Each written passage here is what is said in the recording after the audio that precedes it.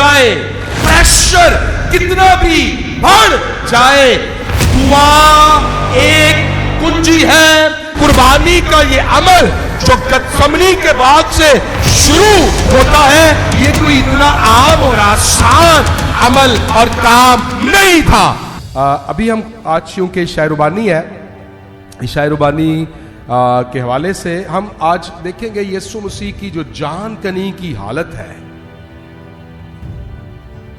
गतसमनी के बाग में यीशु मसीह जब दुआ करते हैं तो उस मंजर को, उस सीन को अपने ज़हन में लेकर आएंगे। लुका तबीब की मार्फत लिखी गई मुकद्दस इंजील और उसके 22वें बाब की 41वीं आयत से पढ़ूंगा। तो ये 41वीं आयत से 44वीं आयत तक हम इन आयात को देखेंगे। लिखा है, और वो उनसे बमुश्किल अलग होकर कोई पत्थर का टप्पा आगे बढ़ा और घुटने टेक कर यूं दुआ करने लगा कि ऐ बाप, अगर तू चाहे तो ये प्याला मुझसे हटा ले, तो भी मेरी मर्जी नहीं बल्कि तेरी ही मर्जी पूरी हो। और आसमान से एक फरिश्ता उसको दिखाई दिया, वो उसे तकवीयत देता था। फिर वो सख्त परेशानी में मुब्तला होकर और भी दिल सोजी से दुआ करने लगा और उसका पसीना गोया खून की बड़ी बड़ी बूंदें होकर जमीन पर टपकता था। इन आयात के वसीले से खुदा हम सबको बरकत दे। इन द गार्डन, समनी के बाग के अंदर यीशु मसीह की हालते जार, जान कनी की हालत, स्ट्रेस, गोया यीशु जहां पीसा जा रहा है, कोल्हू का मुकाम, अंगूर रौंदने की जगह, उस मुकाम पर जब स्फीयर, स्ट्रेस, एंग्जाइटी, शदीद परेशानी की हालत में यीशु हमें नजर आता है, तो एक खूबसूरत प्रेइंग जेस्चर और प्रेयर मॉडल हमें नजर आता है।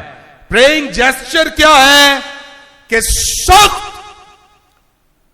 जान कनी की हालत में यीशु मसीह घुटनों के बल होकर दुआ कर रहा है। यीशु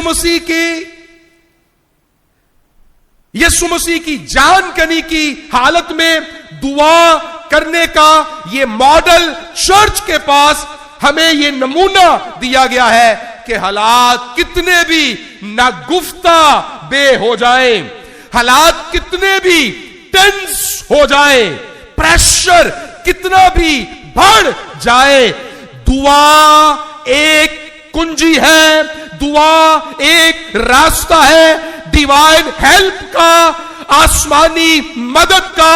खुदा पर तवक्कुल करना हमें यीशु मसीह ने सिखाया कि हालात कितने भी आपके मुखालिफ हो जाए, लेकिन एक ही जरिया है और वो है दुआ। और आपको मालूम है कि जब यीशु मसीह दुआ कर रहे हैं तो आसमान से एक फरिश्ता दिखाई देता है और वो यीशु मसीह को तकवीयत देता है। बहुत जरूरी है कि दुआ के वसीले से हम डिवाइन हेल्प, इलाही मदद को हासिल करें। और यीशु मसीह ने अपनी जिंदगी के उस सफर में कलवरी की राह पर आगे बढ़ने से पेशतर जो दुआ की दर हकीकत ये प्रेपरेशन फॉर द ट्रायल्स है, यानी prayer for the preparation to face the upcoming challenges. अभी थोड़ी देर के बाद एक बहुत बड़ा धोखा दिया जाने वाला है। यहूदा आने वाला है और आकर बोसा लेकर यीशु को पकड़वाने वाला है। तो यीशु मसीह अपने आप को उस बोसे के लिए, उस धोखे के लिए भी प्रिपेयर कर रहा है, क्योंकि जब अपने ही बिजलियां गिराए निशेमन पर, घर के दिए ही से घर को आग लग जाए, चिराग ही आशियाना खाकस्तर कर दे, इससे बड़े दुख की बात नहीं है कि जिसको नवाले तोड़ तोड़ कर दिए जाए, जिसके मुंह में चूड़ियां डाली जाए, जिसको दूध पिलाकर जवान किया जाए, जब अपने ही मुखालिफ हो जाए, जिसको आगोश में दिलासे दिए जाए। यहूदा जब यीशु मसीह 3 साल 3.5 साल तक उनको साथ लिए फिरता था, तो किसी किस्म की कमी उनको नहीं आने दी, और अब यही है जो बोसा लेकर पकड़वाता है। तो ये बड़ा कड़ा कठिन इम्तिहान था। तो यीशु मसीह दुआ में अपने आप को तैयार कर रहे हैं कि जब उसका अपना ही उसके खिलाफ होगा तो उसने किस तरह से इस चैलेंज को फेस करना है। और फिर जब दुआ कर रहे हैं मसीह खुदावन, तो उसकी जान घबराती है और बाप से दरखास्त क्या की कि ऐ बाप, अगर हो सके तो ये प्याला मुझसे टल जाए। अब इस एक जुमले के बाद एक दूसरा जुमला, मेरी नहीं बल्कि तेरी मर्जी पूरी हो। और उसके बाद दुआ में पसीना खून बनना शुरू हो गया। मैं जब इसको विजुअलाइज करता हूं तो मैं देखता हूं कि ये जो पहला हिस्सा है ये तो बड़ा आसान है, हम सब की दुआ का हिस्सा है। हम बहुत सारी बातों में कहते हैं कि ऐ खुदा अगर हो सके तो ये प्याला मुझसे टल जाए, और यहां पर हम फुल स्टॉप लगा देते हैं। इस हिस्से में हमारे ख्यालात बहक रहे होते हैं, हमारे ख्यालात स्कैटर्ड होते हैं, मुख्तलिफ किस्म की उलझनों का शिकार होते हैं, बिखरे हुए ख्यालात होते हैं, उसमें पॉजिटिव नेगेटिव सब कुछ की चीजें शामिल होती हैं। और जिस वक्त में यीशु मसीह ने कहा मेरी नहीं बल्कि तेरी मर्जी पूरी हो, तो मसीह खुदावंद ने अपने सारे ख्यालों को असीर करके, खींच के, बांध के, लाकर, बांधी, बनाकर, गोया, असीर करके उसने खुदा के कदमों में अपने ख्याल डाल दिए कि खुदा मैं अपने सारे ख्याल, अपनी सारी सोचें तेरी हजूरी में लेकर आता हूं। और ये जो स्ट्रेस था ना उस वक्त में, देखें, अपने मुंतशिर ख्यालात को काबू करना, अपनी बेलगाम ख्वाहिशात को वागा पानिया कंट्रोल करना, ये बड़ा मुश्किल काम होता है। और इस मुश्किल काम में सोचों को घेर घार के ला के उन्होंने चंगी तरह कोट के बन के और खुदा के कदमों में डाल देने के इस अमल के सबब से पसीना खून बनना शुरू हो गया।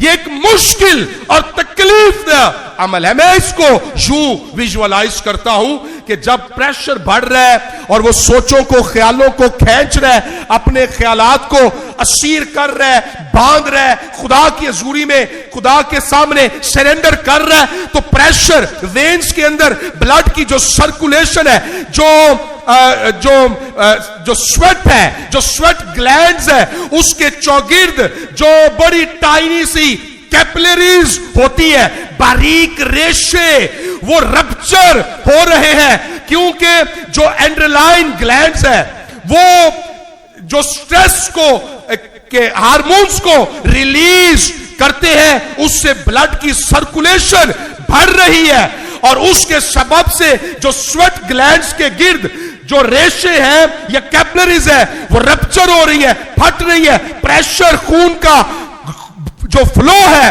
वो बढ़ रहा है, तो पसीना खून बन के निकल रहा है, इतना प्रेशर है। अजीजों, यीशु मसीह ने जब गतसेमनी के बाग के अंदर दुआ की है, तो ये दुआ का अमल, ये महज एक कोई ऐसी सतही सी बात नहीं है कैसी पढ़ के टुर जाइए। How we need to step in this prayer। जब तक हम इस दुआ का हिस्सा नहीं बनते, मसीह खुदावंद के साथ जागते नहीं है, गौर खौस नहीं करते, ध्यानो ज्ञान नहीं करते।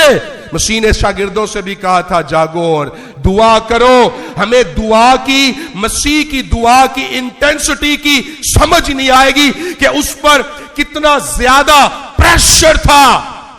एक तरफ से खुदा के गजब, उसकी गजब यानी कि मैं का प्याला वो पी रहा है, गजब की मैं का प्याला पीने जा रहा है, खुदा के गजब को फेस कर रहा है, और दूसरी तरफ गुनाह का, सारी इंसानियत के गुनाह का बोझ उसके ऊपर है, और फिर इमोशनली इस कदर प्रेशर को यीशु मसीह फेस कर रहा है।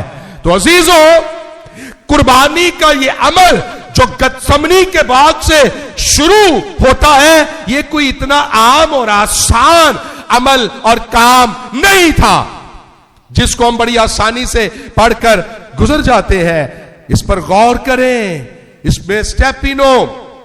अच्छा, इसके दौरान में क्या हुआ, ये जब दुआ की जा रही है, 43वीं और 44वीं आयत में लिखा है कि वो सख्त परेशानी में मुब्तला होकर और भी दिल सोजी से दुआ करने लगा।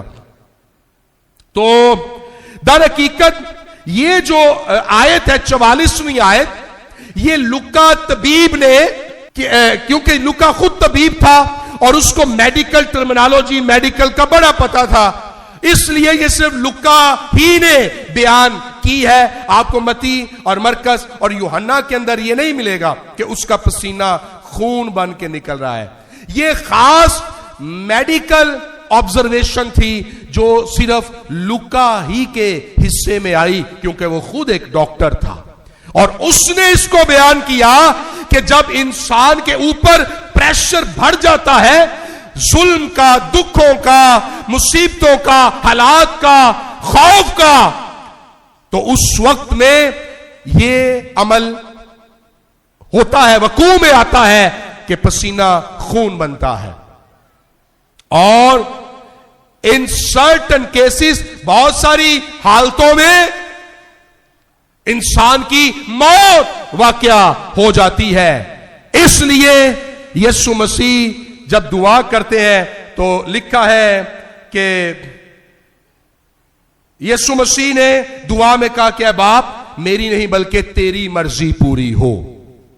तो पहला हिस्सा मैं गुजारिश कर रहा हूं कि बड़ा आसान है यह कहना कि ऐ बाप, ये हो सके तो ये प्याला मुझसे टल जाए, लेकिन दूसरा हिस्सा दुआ में कहना कि बाप, मेरी नहीं तेरी मर्जी पूरी हो, ये एक मुश्किल काम है, ये कठोर और कठिन रास्ता है, इस पर चलना है, एक मसीही को सरेंडर करना है, ये ओबीडियंस की इंतहा है, यानी ताबेदारी का औज, मंतहाए फरमंबरदारी हमें नजर आती है कि यीशु मसीह की ताबेदारी, जान देने तक वफादारी यहां पर हमें नजर आती है कि मेरी नहीं बल्कि तेरी मर्जी पूरी हो।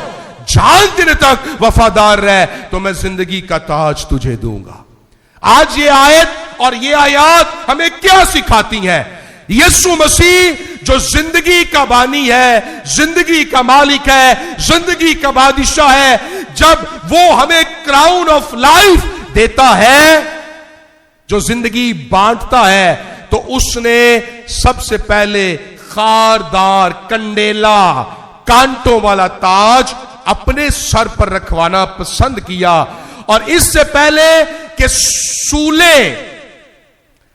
सूलों की नोक और चोभे उसकी स्कल और खोपड़ी के अंदर, यानी कांटे जो है सूली से जाने से पेशतर सूला चुभिया ना, और स्कल और खोपड़ी के अंदर धस जाती और खून निकलता गतसमनी के बाग से ही उसके फोरहेड यानी माथे, उसके सर, उसके चेहरे से पसीने की जगह पर खून पहले से ही बह निकला था। क्या दर्द है, क्या तकलीफ है। उस वक्त में यीशु मसीह ने मेरी और आपकी खातिर इसलिए ये दुख सहा ताकि हम खुदा की मर्जी को पूरा कर सके। आज हालात बहुत सीवियर होते जा रहे हैं, खराब होते जा रहे हैं, और हम छोटी छोटी बात में घबरा भी जाते हैं, डर जाते हैं, और डरने के सबब से जो मैंने यहां पर लिखा एड्रीनल जो ग्लैंड्स होते हैं ना, एड्रीनल ग्लैंड्स, ये उस वक्त में खारिज होते हैं।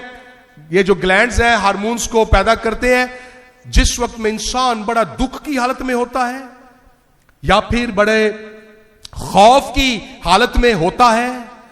तो इसकी वजह यह होती है कि ब्लड की सर्कुलेशन तेज होती है ताकि उस हालत में रेजिस्ट किया जा सके, सिचुएशन का मुकाबला किया जा सके, हालात का मुकाबला किया जा सके। जैसा हम जब तेज दौड़ते हैं और सांस फूल जाता है तो हम तेज तेज सांस लेते हैं, यानी बंदा हाँप जाता है। तो वो तेज तेज सांस लेने का जो अमल होता है वो क्यों होता है? ताकि हमारी सांसें बहाल हो सके। सांसों को बहाल करने के लिए तेज तेज सांसें लेनी पड़ती हैं। इसी तरह से खौफ की हालत में और दुख की हालत में, परेशानी की हालत में ब्लड की सर्कुलेशन तेज हो जाती है ताकि हालात को, सिचुएशन को टैकल किया जा सके। तो यीशु मसीह जिस वक्त के अंदर दुआ कर रहे हैं, आज हमारे लिए सीखने की बात यह है कि अजीजों, आओ अपनी मर्जियों पर खुदा की मर्जी को फोकियत दे कि खुदावन मेरी मर्जी नहीं बल्कि तेरी मर्जी पूरी हो। हालात कितने भी सुवियर हो जाए, सामने मौत खड़ी नजर आए, तो भी अपनी जिंदगियों में खुदा की मर्जी को प्रायोरिटाइज करें। और आखिरी बात है, ये जो लुका ने ये बात की है, उस वक्त में दुकियत एक फिरका था, जैसे गनास्तियत, नोस्टिसिज्म, ऐसे ही दुकियत जो था डोसिटिज्म। ये जो फिरका था, बिदती फिरका, ये यीशु मसीह की बशरियत के मुनकर थे। और क्यों लुका तबीब को इस रेफरेंस की जरूरत पड़ी, या इसके ऊपर स्कॉलरली डिबेट भी है कि बहुत सारे ओरिजिनल मैन्यूस्क्रिप्ट्स के अंदर ये ओमिटेड है, यानी लिखा हुआ ये जो आयत 43वीं और 44वीं नहीं है। लेकिन बहुत सारे जो अर्ली मैन्यूस्क्रिप्ट्स है और फादर्स ऑफ द चर्च है, उन्होंने इस आयत को कोट किया। और वजह क्या थी? वजह यह थी कि उस वक्त में बिदतों ने सर उठाया हुआ था और इब्तदाई कलीसिया को जो क्रीड्स और डॉगमा क्रिश्चियन क्रीड है उसको भी, सिस्टम को सेट करने का चैलेंज था। जो मसीही अकायद है, जैसे कि काउंसिल हुई थी नकाया की, जिसमें रसूलों का अकीदा फाइनलाइज हुआ था, तो जो दोकियत के फिरके के लोग थे वो यीशु मसीह की बशरियत के मुनकर थे। तो इस आयत का मकसद यह है कि ऐसे लोग जो यीशु मसीह की बशरियत के मुनकर है, उनको बताया जाए कि वो जो कामिल खुदा है वो कामिल इंसान बना, और एक इंसान ही है जिसका पसीना भी आता है और पसीना खून भी बन जाता है। सो उसकी कामिल बशरियत को बयान किया गया है।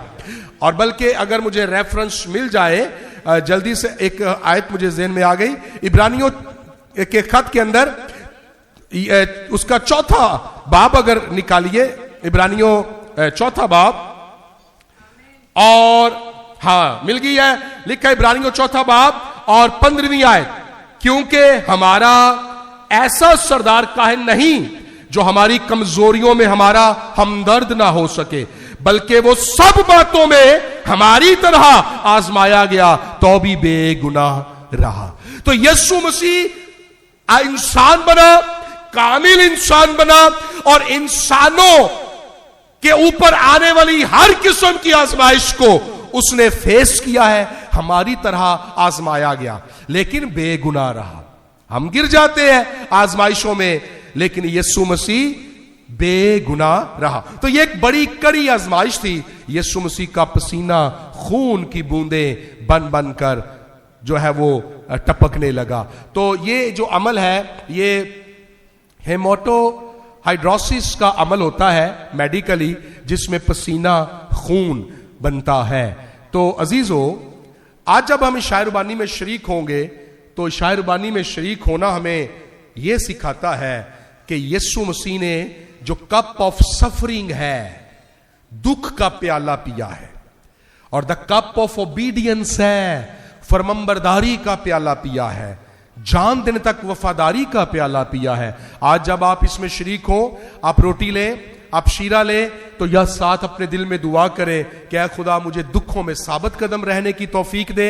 ये कप ऑफ सफरिंग है, और मुझे ताबेदार फरमाबरदार रहने की तौफीक दे। ये कप ऑफ ओबीडियंस है। मेरी नाफरमानी, मेरी नालायकियां, मेरी बेवकूफियां मुझे मुआफ कर।